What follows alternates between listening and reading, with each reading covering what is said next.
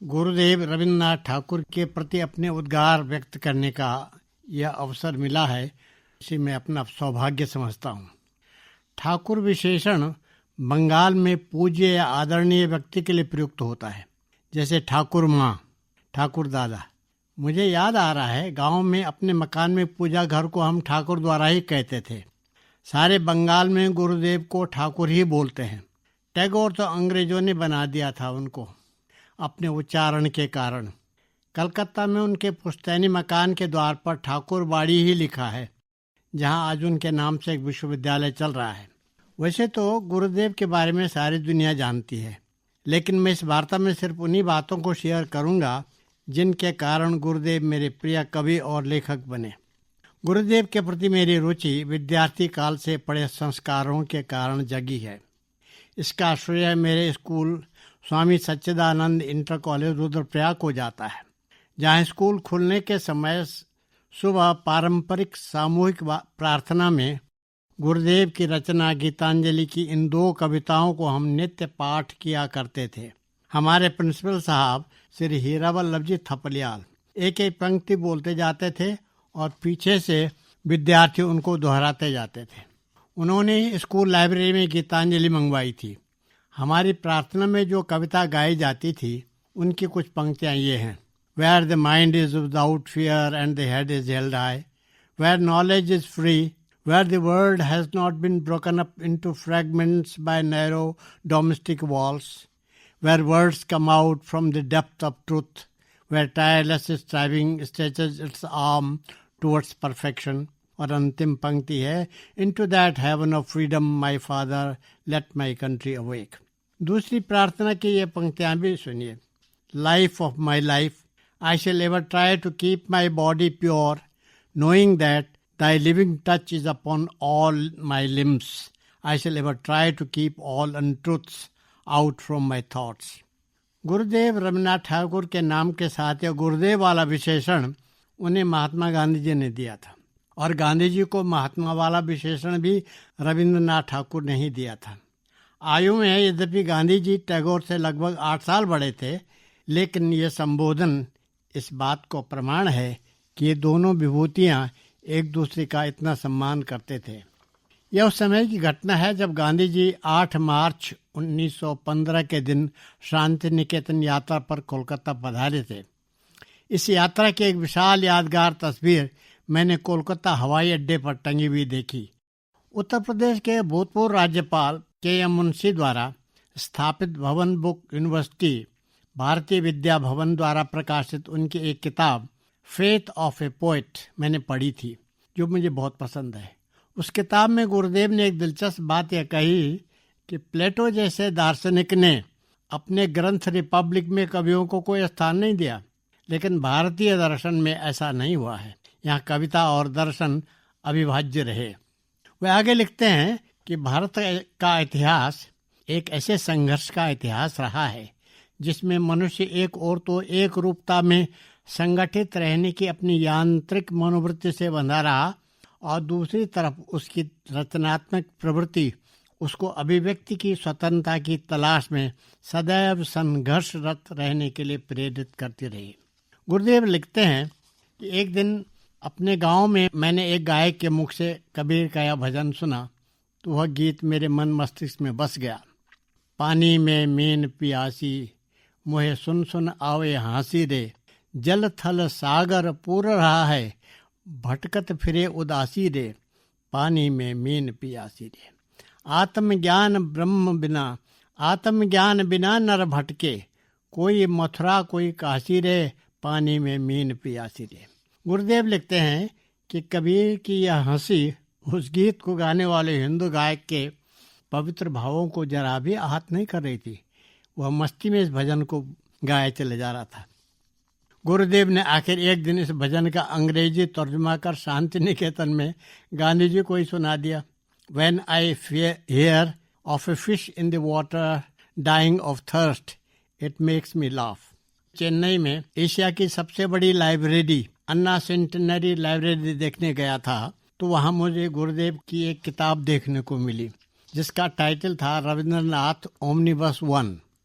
उस किताब में मुझे गुरुदेव के उस भाषण का मूल अभिलेख दिखाई दिया जो उन्होंने स्वीडिश एकेडमी में नोबेल पुरस्कार ग्रहण करते समय दिया था। उस भाषण में उन्होंने यह किस्सा सुनाया कि जब इंग्लैंड में उनके पब्लिशर ने उनको तार भेजकर यह सूचना दी कि स्वीडन की अकादमी ने आपको नोबेल पुरस्कार देने की घोषणा की है। गुरुदेव ने कहा, मैं उस दिन शांति निकेतन में था।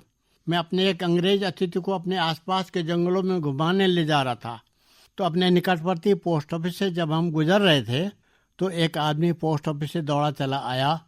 उसने मेरे हाथ में एक तार संदेश पकड़ाया तो मैंने उसको ऐसे अपनी जेब में रख दिया। साथ में चल रहे अंग्रेज साथी ने कहा, पढ़ तो लीजिए, क्या संदेश है।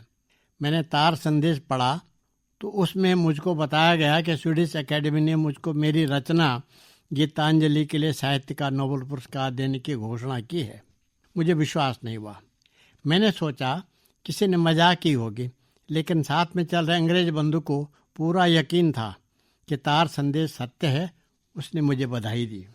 सन 1913 में उन्हें साहित्य के लिए नोबेल पुरस्कार मिलने के बाद फिर 1915 में उन्हें साहित्य के क्षेत्र में योगदान के लिए ब्रिटिश सरकार का सर्वोच्च सम्मान नाइटहुड प्रदान किया गया। लेकिन बाद में जब 1919 में जलियांवाला बाग अमृतसर में ब्रिटिश हुकूमत द्वारा निहत्थे लोगों पर गोली चलाई गई और नरसंहार के विरोध में गुरुदेव ने वह सम्मान सरकार को वापस कर दिया था। गुरुदेव ने भारत में तत्कालीन वाइसराय लॉर्ड चेम्सफोर्ड को कहा कि इस भयानक अपमान के समय आपके द्वारा प्रदत्त सम्मान का यह तगमा हमारी शर्मिंदगी को उजागर करने के अलावा हमारे कुछ मतलब का नहीं है, इसलिए मैं इसको वापस लौटा रहा हूँ। गुरुदेव द्वारा रचित राष्ट्रीय गान जन गण मन अधिनायक जय हे भारत भाग्य विधाता कोलकाता के कांग्रेस अधिवेशन के उद्घाटन के अवसर पर पहली बार गाया गया था।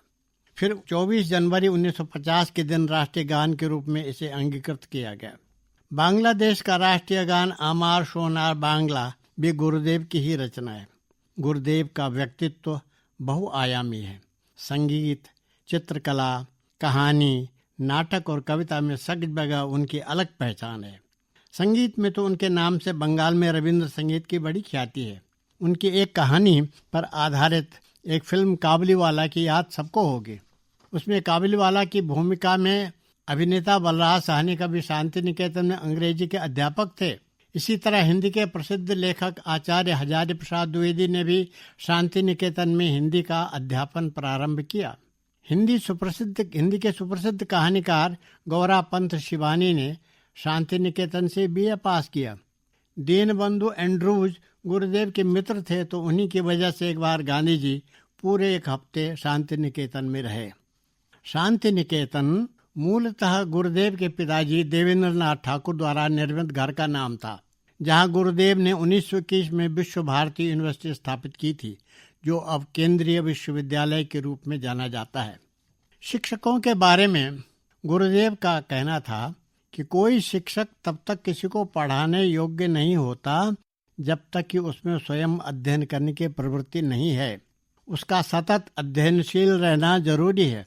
एक दीपक तब तक दूसरे दीपक को प्रज्वलित नहीं कर सकता जब तक वह स्वयं प्रज्वलित न हो।